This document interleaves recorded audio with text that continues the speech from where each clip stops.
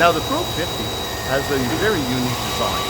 The design is basically a shaft down the middle of the Pro 50 that allows the drawers to open, pivoting on the shaft, exposing half of the drawer on one side, half of the drawer on the other side.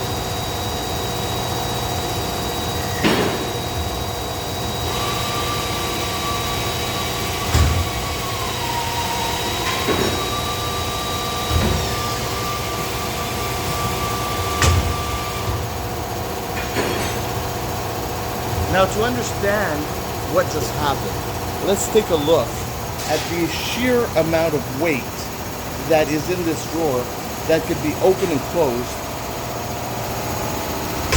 with a finger.